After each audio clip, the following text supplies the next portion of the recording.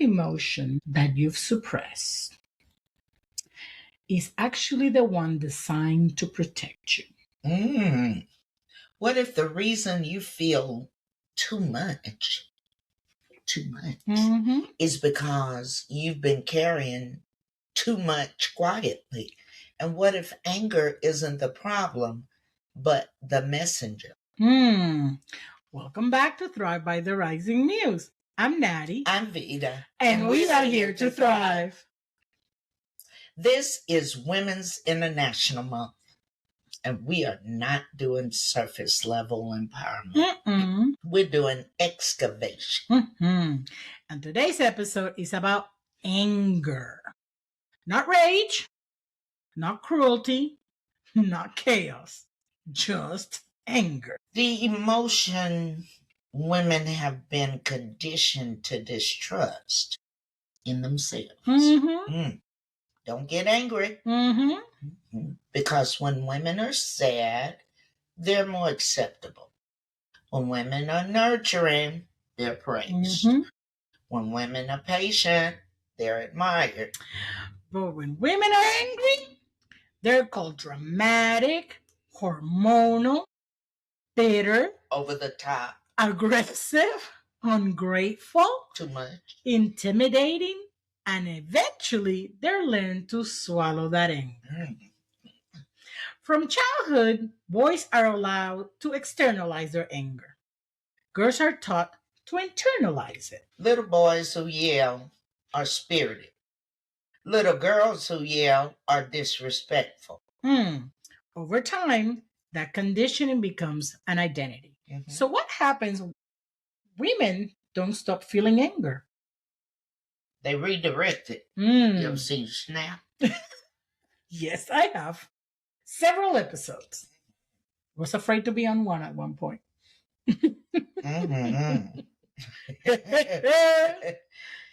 Okay. They redirect us into anxiety, depression, somatic symptoms, migraine, autoimmune flare-ups, passive aggressiveness, perfectionism. Suppressed anger does not disappear. It converts. See, anger is not cruelty.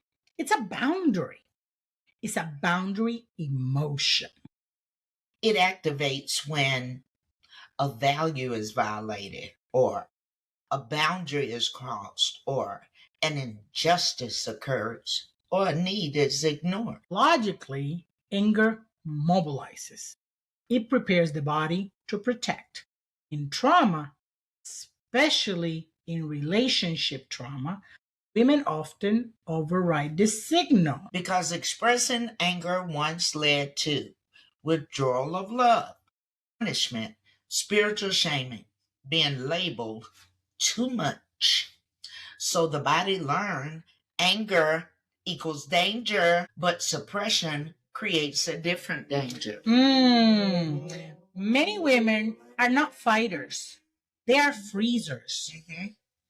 When conflict arises, their throat tightens, their thoughts blur, their bodies go still, and they comply. And that is not weakness. It is trauma adaptation. Because what's happening is the nervous system is choosing safety over expression. Yes. But afterward, they replay the moment. They think of what they should have said. They feel frustrated with themselves. That internal frustration is trapped anger. Have you ever walked away from a conversation and realized hours later that you were angry? Later?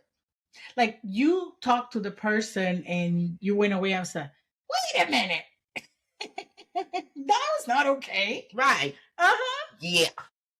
Because in the moment, you're busy staying safe. That delay is not emotional immaturity. It's the nervous system protection. And let's address the spiritual layer. Many women were taught a gentle and quiet spirit is precious. But that scripture has been weaponized. Gentle does not mean silent. Quiet does not mean voiceless. Jesus displayed anger. and he overturned tables, and he confronted hypocrisy. He corrected injustice. Righteous anger exists. The problem is not anger, it is unprocessed anger. So let's talk about some women in the Bible who were assertive. Deborah, she was a judge and a leader. Esther, she risked her life confronting power. The Samaritan woman, publicly confronted and restored. None were passive, none were silent, and none were too much. They were aligned. So, what happens when we swallow our anger? When anger is suppressed for a long time, women develop chronic fatigue, emotional numbness, people pleasing compulsion, over explaining, and panic during confrontation, fear of conflict. Because they were never taught how to express anger safely. Anger without skill becomes either explosion or implosion. Healing requires learning a third option, assertive integration. So we have to reclaim anger, but without losing ourselves. The difference between anger versus aggression. Anger is an internal signal. Aggression is harmful behavior. So anger is what we feel, aggression is what we do with it. You can feel anger without harming anyone. Healthy anger sounds like, that doesn't work for me. I'm not comfortable with that. I need a different approach. I felt dismissed. Aggression sounds like, you're always, you never, you're ridiculous. Women often avoid assertiveness because they fear becoming aggressive. But suppression is not holiness, it is fear. So let's talk about how this relates to an attachment connection. Anxious detachment fears abandonment, so the anger is softened. Avoidant attachment suppresses anger to maintain independence. Disorganized attachment oscillates between explosion and shutdown. Secure attachment expresses anger early and clearly. Anger regulation is attachment regulation. If expressing needs once led to chaos, your body will still remember. Reclaiming anger starts somatically, meaning in the body. Practice noticing something: the tightness in the jaw, the clenched fist, the shallow breathing, the heat in the chest, the pressure behind the eyes. Instead of suppressing it, pause. Say internally, I'm noticing anger. Name it. Allow it. Anger moves through when it's acknowledged. It stagnates when it's denied. So let's talk about a practical tool. 3 steps of expression. First, we start with the state of observation. When that happened, and then state the impact. I felt, and then state the boundary. In the future, I need. When my idea was interrupted, that's an example, I felt dismissed. I need to finish my thoughts before feedback. Clear? Not cruel, not apologetic. Most women's anger is not excessive, it's accumulated. Meaning it can build up and explode. When you suppress small boundaries for years, the eventual expression feels disproportionate. Where did that come from?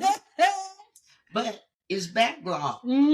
If you express early, you don't explode later. You are not too much. You were too silent. Hello. Whew. So, what does integrated womanhood looks like? Power without apology. And we have to achieve emotional maturity. Mature anger is proportional, timely, is clear, is not vengeful. It seeks resolution.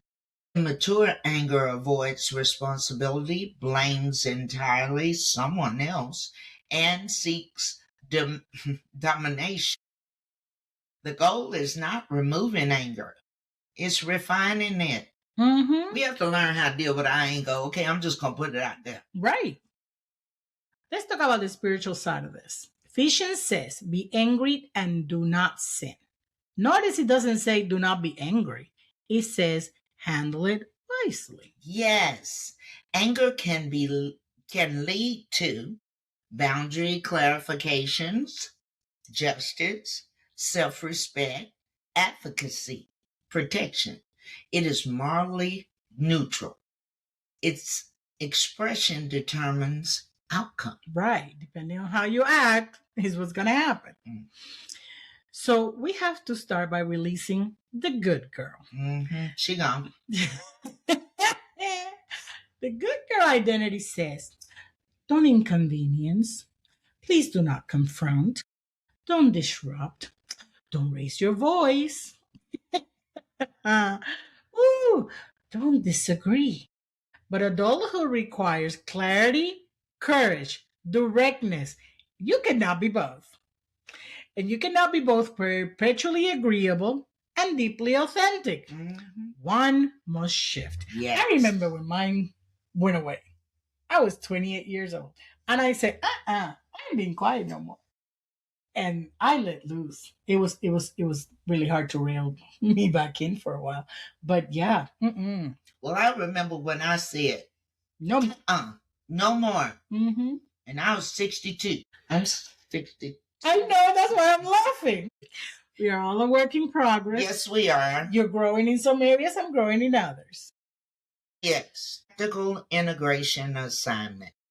This week, notice one moment you feel irritation. Instead of swallowing it, express it calmly. Within 24 hours, start small, low stakes. Practice builds confidence. Confidence reduces fear. What are you angry about that you never allowed yourself to say? Don't tell me. Write it. Pray about it. Process it. But stop pretending it isn't there. Suppressed anger becomes internalized shame. Integrated anger becomes self-respect. We proceed with full structural weight and psychological depth. So, what are the relationship consequences when strength rewrites your relationship? First part, we do a little bit of overfunctioning, the hidden relationship dynamic. There is a system concept in family psychology called overfunctioning and underfunctioning. This is when one person consistently overfunctions another person almost automatically underfunctions. Kind of what we were talking about, the learned helplessness. Somebody's doing everything, somebody's doing nothing. This is not about character. This is about balance. If you're always anticipating needs, solving problems before they are voiced, handling logistics, regulating emotions, absorbing tension, that system adapts. Others relax, others defers, others lean, and slowly you become the emotional adult in every room. Everybody can throw a tantrum but you. Everybody can not do their part but you. Everybody can be angry and tell you off but you. You don't have a partner. You have someone you manage. And that's what happens in relationships. You don't have somebody who's equal. You have somebody you're, okay, let me make sure he has everything he needs and that he's not mad and that all his needs are met. It's not a relationship. If you always the giver, right, and they're always the receiver. It's not a relationship. Right. Right. And you don't even realize you're managing. You call it helping. So let's talk about marriage and the competent wife pattern. All right, I got this one. Many strong women unintentionally enter marriage as a CEO instead of partner. They carry mental load, make final decisions, track bills, organize schedules, initiate hard conversations, manage spiritual rhythms, everything. And at first, she feels stabilizing. But over time, resentment grows. You need to speak outside of your teeth. Over time, resentment grows. Because competence without reciprocation feels like loneliness in a partnership, relationship, marriage. Have you ever heard of people who are single moms, but they're married? That's kind of what this sounds like. Married to their children? No. They have a husband who don't do jack. Right. I was there. I know. God just brought it back to my remembrance. I felt like a single mom. Right. My husband had 2 jobs at one time. He worked 8 hours at Nabisco. He left there and he went to another job where they made all kind of desserts for different restaurants. Only time I would see him was picking him up at the train station, had his clean uniform in the car. He changed, kiss goodbye, take him to his other job. And then when I pick him up from his other job, what is he going to do? Sleep? Come home and sleep for 8 hours. You only got 8 hours in a 24-hour period. 8 hours on one job, 8 hours on another job.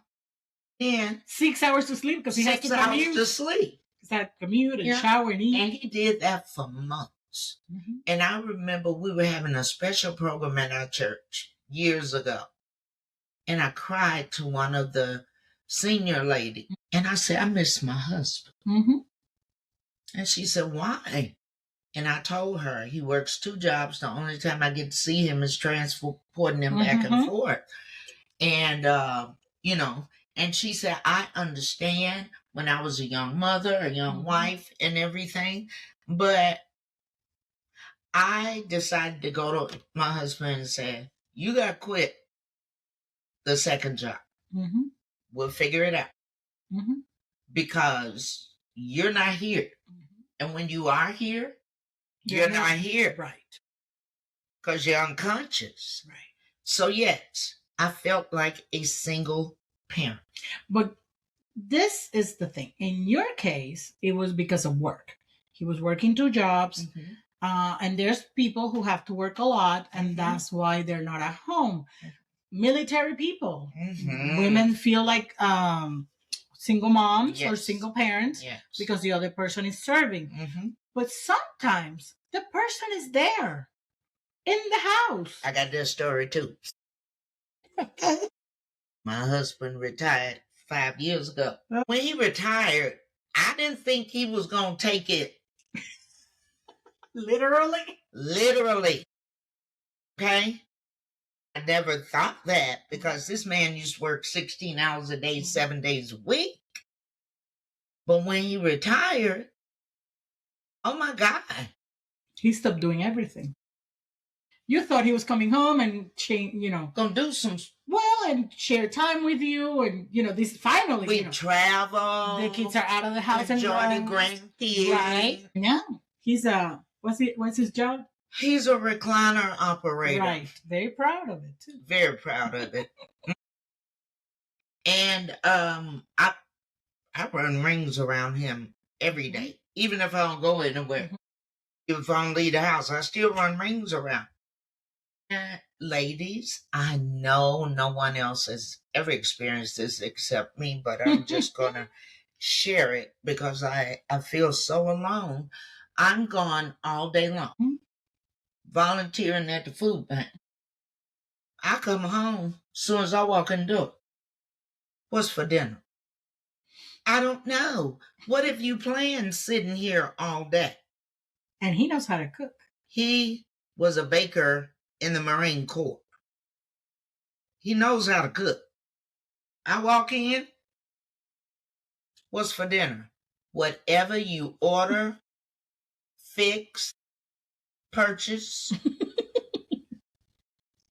receive, I don't care. It's in your lap. You've been sitting up there all day. You could decide what we wanted for dinner. You could look up the recipe, see what products you need to make that meal, go to the store, get it, come back home. You could have done all that. But no, when I walk in the door, you expect me to bring a box of chicken. Or get in the kitchen and cook. I ain't having it. I'm just saying. Yeah. So that's the thing. You know, sometimes when relationships are like that, resentment grows. And yes, there's a loneliness inside a partnership. You have a partnership in paper, but in reality, you don't, because again, you're doing all the work and the person giving. And the other person is receiving. This will mean harsh, but I know that in one of my relationships, and I didn't tell this to the person because it would hurt their feelings, but when I was analyzing the relationship, I said, he's just a piece of furniture. I mean, seriously, you know, he's okay. He provides a check. He works, and he's not a bad person, but I'm paying the bills. I'm cooking. I'm cleaning. We had a ministry together. I'm running the ministry. He goes where I tell him to go. And we do things together in the ministry, but I'm the one running the whole thing. I have a full-time job. I was going through my master's degree. So I'm in full-time school, full-time job, full-time in the house. You only have 8 hours of work. And when I come home, you are in your underwear, in the bed, watching TV, and a pile of dishes that I didn't make. Because I left my house at 6 o'clock in the morning, got back home because I was in school at 10 o'clock at night. I never cooked. And he did cook, but there was no leftovers for me. He cooked for him. And there was a pile of dishes in the sink for me to clean. Oh no. But I was not supposed to be angry. Tell me about that again. Let's talk about psychological insight. Okay. Research in attachment theory shows that hyper-independent individuals often pair with avoidant or passive personalities. Why? Because it feels familiar. You are comfortable carrying. They are comfortable letting you carry. Oh yeah. It looks balanced on the outside, but inside, the intimacy erodes. Yeah. Because nobody too tired. Why are you so tired? And it's not just the physical intimacy, even the emotional intimacy. Why are you emotionally drained? Right. That is because intimacy requires mutual vulnerability. Yep. And you never practice vulnerability. You're performing all the time. Yeah, no, I mean, who says let's practice being vulnerable? Well, it's not about doing that. But for example, you make a habit of having date night. And we not just go to a restaurant and eat and come home. We actually talk. How I feel, how you feel. We talk about the relationship. Honey, what things can I improve in this relationship? And you're willing to listen. You're not asking just for her to say, nothing, baby, you're the best. You know? Be like, listen up, kid. You open the door, I'm stepping in. Right. But that is somebody, they won't ask that question unless they actually are willing to work on themselves and the relationship. But most people are like, we'll go to the movies, because movies you don't have to talk. We go to dinner, food in your mouth, and let's go home. We did date night. Didn't you tell me a story that your husband at the time couldn't make a decision And y'all trying to figure out where to go for dinner? Eat? That's the same person I was just talking about. He was a piece of furniture in the house. Very popular in our show. Today it is. Yeah, I made all the decisions, and that was exhausting. And one day, he was the one driving, because if I would have been driving, that would have been a mess. Red. Yeah, and I said, no, he's gonna decide where we're gonna go eat. And I said, well, where are we going? Wherever you want. No, we're going whatever you want. Whatever, but baby, whatever you want. No, no, no. I don't care if it's McDonald's, Burger King, Wendy's. I don't care if it's hole in the wall. I need you to tell me where we're gonna go eat. No, but whatever you want, whatever you say. I said, my decision is we're gonna go whatever you tell me. He wouldn't make the decision, so I told him to stop in the what do you call that, in the highway, but in the side, you get out of traffic. And I said, we're gonna stay here until you decide where we're gonna eat. And after 30 minutes, I said, let's go home. He never made the decision. I'll eat a sandwich at home. My goodness. Yeah. And then when we got home, I'll cook. What do you want me to make? I wanted to throw a pot. See, that's why I told you. We could have been walking in the door now with go boxes. Thank you. Of anything, because I didn't care what it was. But he wouldn't make a decision. Let's talk about the strong woman in friendship. In friendship, she is the advice giver, the planner, the reliable one, the prayer warrior, the emergency contact. But who calls her first? Who notices when she withdraws? Who insists, hey, you need some rest? Often, nobody. Because she has trained them not to. Emotional economy. Relationships operate on exchange, not transactional exchange, but emotional exchange. If you only give strength, people will only consume strength.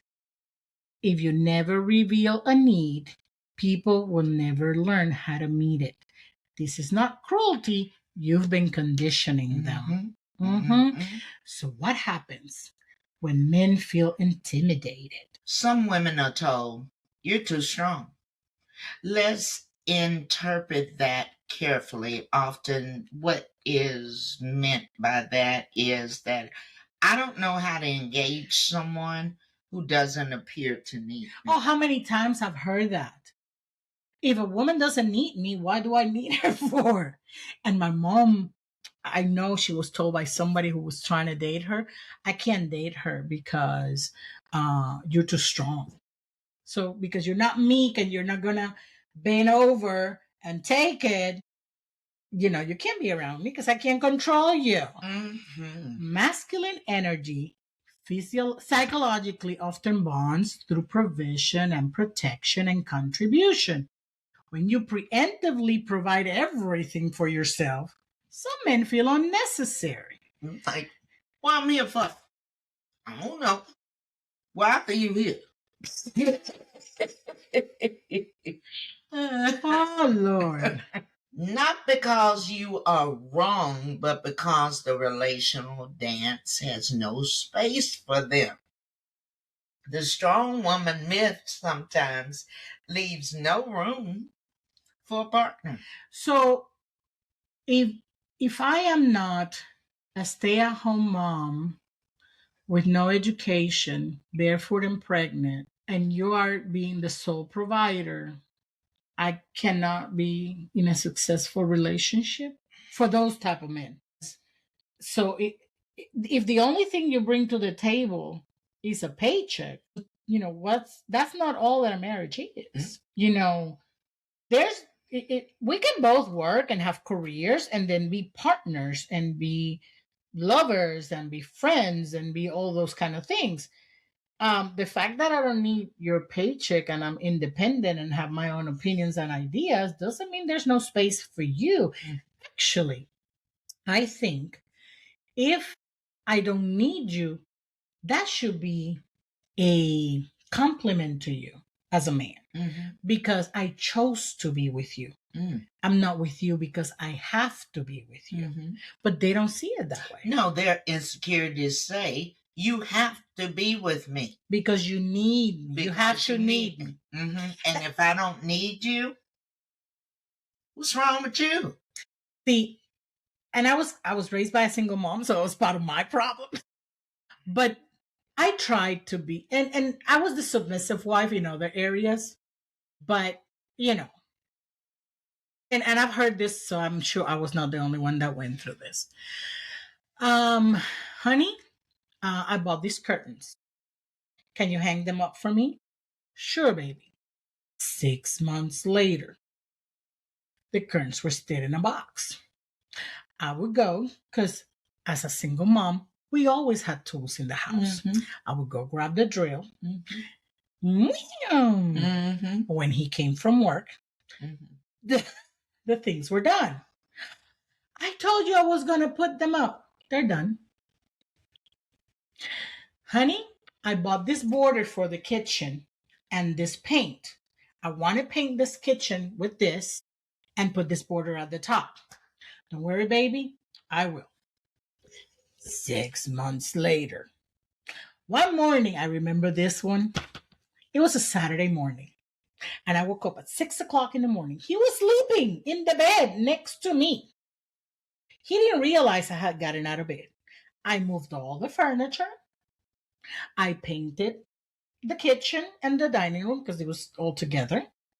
I waited while it was drying. I was doing laundry. When it dried, I came back and put my border. When he woke up at 11 o'clock, what did you do? What you did? I said painted the kitchen and put the border in. What I asked you to What I asked you to do 6 months ago. And you told me you had it. So what he did, instead of fixing the problem, which was to actually do what I asked him to do, and I could do it. But I was trying to let him be the man of the house because that's what you're supposed to do. So what he did, instead of fixing the problem, he hid all the tools from me. What he forgot is that I'm more resourceful than that. And that we were living in the neighborhood where I grew up. And in my clan of friends, there were only 2 girls. Everybody else was a boy. So plenty of tools exist. And I did not ask so-and-so to come put him up. Hey, can I borrow your drill? I'll bring it right back. So I remember I had bought some blinds for the door because it was glass. You know, if you're in shorts or pajamas in your living room, even though our house was at the second level, everybody can see you. I didn't wait 6 months for that one. At that point, I was like, it'll be all right. So I bought and he knew I had bought them. And I went to my neighbor and said, hey, lend me your drill. I'll do your drill. Here, put my blinds. Here, honey. Thank you for, when he gets home. How did you do that? Well, you drill a hole here, you drill a hole here, you put, I didn't tell him who did it, lend me the drill. But if I had like 8 people I could go to. And at some point, one of them was going to be like, why didn't you do it? Why she had to come to me? So I was like, yeah, you just put a hole here, you put a hole here, you put the screw in, and there they are. Well, I remember in the late 90s, early 2000s, we lived at this house on the corner. Nice corner, hill, everything. So I said, Lawrence, the grass is getting high. Need to cut it. I got it. I'll take care of it. The next week, I'm like, Lawrence, kangaroos are coming out of the yard. The grass is getting higher. We really need to cut it. I got this. I said, well, there's a young man at church who said that he would come and, no, I got this. Okay, about after 3 weeks to a month, someone took a picture of our yard and put it in the mailbox. Can you see the house behind the house? Could you see the house behind the grass? I mean, the grass was up there. I'm sure. That's what I'm but saying. I got physically ill. And you were I very couldn't even go embarrassed. to work I'm that sure. day. I I'm could sure. not go to work that day. And when he woke up, That was the 2026 version of putting it on Instagram. this was on the table. Yeah. Mm-hmm. And he's like, what is this? What does it look like? Our house. That's our house in the grass. Yeah. Where'd this come from? Whoever took the picture and put it in the mailbox? I was livid. Mm-hmm. Now, you got my hands tied. I could have had young man come on. It could have been done. I'm sorry you tied your own hands because I told you. I went ahead and did what I needed to do. You should have. He should have come home and the grass would have been cut. And when he fought, you said, I told you 3 weeks ago, I was not going to have rats coming in the house. Well, I tell you what, after we got the picture in our mailbox, when I would tell him I needed something done, if he didn't do it, it got done by somebody else or by me. See, that's why you're still married and I'm not. You waited until he realized. I couldn't do that. I just went ahead and did what needed to be done. I've done that before. Oh, we all have had to. Yeah, I had to. Control disguised as responsibility. And this will require honesty. Sometimes strength beyond control. You believe if I don't handle it, it won't be done right. If I let go, everything will fall apart. If I rest, something will not get done. That's not strength. That's anxiety. And what you're doing is managing uncertainty. Control, what does is it soothes anxiety. But it suffocates a connection between two in a relationship. Anxious attachment often presents as hyper responsibility. And it says to you, if I manage enough, I can prevent pain. But pain is not prevented by control. It is postponed. Have you ever noticed that when you finally break down everybody, one is shocked? What happened to her? Because they thought you were fine. Because you told them you were fine. And because you trained them to believe that when you said it, you were really fine.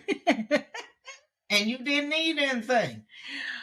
Whew. Let's talk about parenting. Lord, the mother who never rests. Strong women in motherhood often carry the silent burnout. They plan everything. They regulate everyone. They anticipate conflict. They stay emotionally vigilant.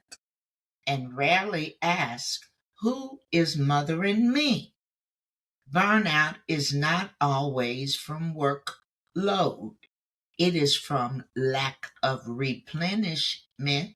Let's talk about how Moses needed help. In Exodus 17, Moses held up his staff during battle. When his arms grew tired, Aaron and Hur supported him. If Moses, chosen by God, required physical assistance, why do you believe you have to hold your arms all by your little self? That's a good question. Right. And what's the cost to your body? Chronic over responsibility activates cortisol elevation. Thank you. Cortisol elevation, digestive dysregulation, sleep disturbance, immune suppression. Let me tell you about sleep disturbance. Okay, you do that and I'll tell you about immune suppression. You ever beat up your partner in your sleep? No, but I've been beaten up by a 2, 3, 4, and now 5-year-old. Yeah. And they'll be like, what were you dreaming about last night? Like, you kicked me, you pulled my beard, you hit me in the chest. Are you sure you were asleep? I don't know. I wonder. He asked me, he was like, "What's going on in your dreams last night?" I said, "Why?" He said, "You kicked me, you punched me, you pulled my beard." I just had my eyes closed so that you couldn't tell I was awake. I'm like, "I did that?" Oh. And he said, "Yeah." He said, "You ought to act better." Let me tell you about immune suppression. When you're a parent, and this, I have not proven this scientifically, but by a little bit of research with mothers around me, it seems to be true. See, these little petri dishes bring germs home. And then, because you're so tired doing everything, and you take care of everything and everybody, they catch whatever they catch. Not only they bring it to you, it's out of them in 24 to 48 hours, and they knock you on your feet forever. And yes, I'm going to talk about that. It was 2 years ago? Yes. 2 years ago. We are on our way to South Carolina because that's where we think patient zero started. Mm-hmm. And on our way back, Mason had a fever. And we saw a little bit of peeling in his hands. And I'm like, oh, that's weird. So we looked up the symptoms, and it was hand, mouth, foot disease. Something I had never heard of in my life. And I was grandma. Me. Thank God for Google. And then all of a sudden, I start having a fever. He, in 48 hours, was running amok, eating, back to normal. I was knocked out for 6 weeks. I could not walk. Couldn't touch nothing. I couldn't touch nothing because my hands were on fire. We had blisters on our hands and our feet. Yeah, so that's why I couldn't walk. I couldn't touch nothing. I was basically in bed. Yeah. Because I couldn't do nothing. Right. Thank God for you who would bringing me food and helping me with stuff and keeping him over there. And trying not to catch it myself. Because I sure came in with mask and gloves on. She did. I did. I love you, but she did. And I'm glad she kept. I couldn't take care of him. She couldn't. And at the end of week 5, I started peeling like a snake. Yes. Like my whole hand, droves of skin from my hand. I have pictures from my hands and my feet. That was crazy. That was scary. And I thought she had a flesh-eating bacteria. I'm like, oh. No, it was that thing. And he was fine in 2 days. And he looking at you like, Mimi, why you don't never get out of bed? Because of you? Right. He catches a cold. I nurse him to health. 2 days, he's good. I'm not got the flu. For a whole week. I couldn't get out. So, yeah. These little... I was in my class this week talking to one of the moms. She said, I don't know what happened. She had the stomach bug. And I, took care of her. Within 24 hours, she was fine. The mom had to go to the hospital because she got dehydrated for the same stomach bug. So yes, all this responsibility and stuff causes immune suppression. It does. Because when you're a mom and you're doing all this, yeah, it does. And many strong women are exhausted, not because life is heavy, but because they never disengage from responsibility mode. Rest feels foreign. Stillness feels unsafe. And that is a trauma echo. And I'm going to tell you something about rest feeling foreign. And it's a mistake that I've made. Sometimes you're with the kid all day and all afternoon, and you want some me time. And the child finally falls asleep at 10 o'clock, and then you decided, this is my me time. And you don't go to bed until 12 or 1 o'clock to be able to get that me time. Fool, go to bed. Because the reality is that child's going to be up at 6 o'clock in the morning, and you were not able to sleep. And you're trading your rest over having your me time. And you're going to be beat up in the morning. I've done that. I've learned, they say when the baby sleep, you sleep. I do that still this day. If he goes to sleep, me too. Oh, who's going to do the laundry? The machine can start it and I will change it in the morning. Oh, no, we got to do something else. Because if I pass out, the laundry's not going to be done anyway. So might as well go to sleep. Well, Go to bed. Let's talk about the loneliness that nobody sees. the deepest cost of the strong woman myth is not fatigue. It is emotional isolation. You are surrounded but unsupported. You are admired but unknown. You are dependent on but not deeply held. And the tragedy of that, you help create that system. Out of survival, out of necessity, out of fear, insecurity. But we did this to ourselves. Ask yourself, when someone offers to help, what thought immediately jumps in your head? They won't do it, right? I don't want to bother them. It's easier if I just do it. It'll be quicker. That thought is the door to your healing. You need to stop that.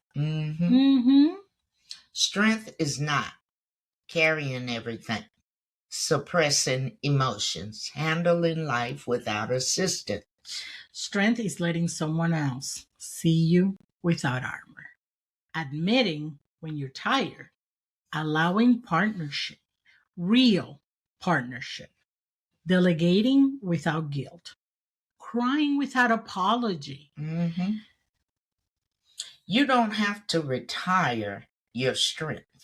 But you do have to release the myth that means isolation. If you remain the strong one in every room, you will build relationships where you are needed but never deeply known. And eventually, you will resent the very people who depend on you.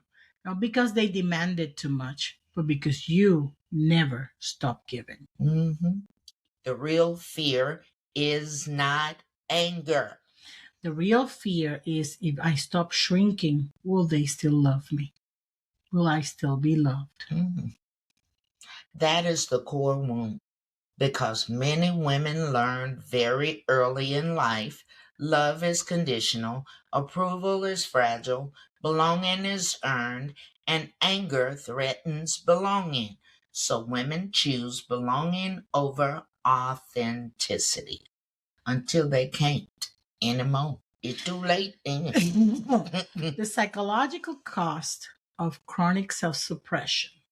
See, what happens is when you're chronically minimizing yourself, a lot of things happen. You diffuse your identity. You lose clarity about who you are. You become emotional numb. You disconnect from your body. You become hypervigilant. You're constantly scanning to avoid conflict. You get exhausted because performing is a lot of work. Resented. You become resentful because resentment is unexpressed anger when it accumulates. You begin to feel invisible in rooms that you are all the time. Not because nobody sees you, but because you stop presenting who you really are. So let's talk about how the good woman identity collapses. For many women, anger threatens the identity that they have built. The good wife, the easy employee, the supportive friend, the agreeable daughter, the spiritually mature woman. But here's the problem. If your goodness depends on silence, it isn't goodness, it's compliance. And compliance is not a fruit of the spirit. It is often a trauma response. How many women confuse self-erasure with holiness? Nobody sees me. I'm doing everything quietly. That means I am so holy. What that mean? Well, that's what they think. And how many call suppression being mature? Yeah, I didn't say what I was feeling, so that means I'm being the biggest person right inside of you. That's a war. Thank you. Mature is not emotional disappearance. It is emotional regulation with expression. Mm-hmm. So what healthy anger actually builds? When you integrate anger and when it's integrated, you create clearer boundaries, higher self-respect, deeper intimacy within yourself, more honest relationships, leadership presence, emotional congruence. So you become the actual version of you that you want to be. Mm-hmm. Mm-hmm. Congruence means your internal state matches your external behavior. That alignment reduces anxiety because anxiety often comes from pretending. Be who you are. Mm-hmm. End of the story. When you feel anger but act pleasant, your brain experiences cognitive dissonance. You're split, and your nervous system doesn't like split states. Mm-mm. Integration reduces psychological strain. And this is why many women report, I feel lighter after I finally said it. Yeah, because your brain's been fighting you about why you smiling when you're about to blow up. Mm-hmm. It's not because conflict feels good, it's because alignment feels safe and you finally were able to let your brain breathe. Mm-hmm. Let's correct something. Anger is not the opposite of faith. Unprocessed anger is what distorts our faith. Scripture says, be angry and do not sin. That means anger itself is morally neutral. It becomes destructive only when it's unmanaged or we manage it the wrong way. Mm-hmm. Jesus was not passive. He confronted injustice, he corrected error, he spoke directly. His anger was purposeful, measured, aligned with truth. Women have often been handed a distorted version of gentleness. Gentleness does not mean accept mistreatment. Let me say that again. Gentleness does not mean you accept mistreatment. It does not mean you avoid confrontation. It does not mean never raise your voice or never disrupt comfort. Gentleness means controlled strength. It's meekness, power under control. I learned that years ago. Mhm. Meekness. Don't take my meekness for weakness. Right. Because my meekness is the power that I have, but I have it under control. Right. And that Mhm. is very important. Not power erased. Right. Rebuilding after years of suppression. How do you do that?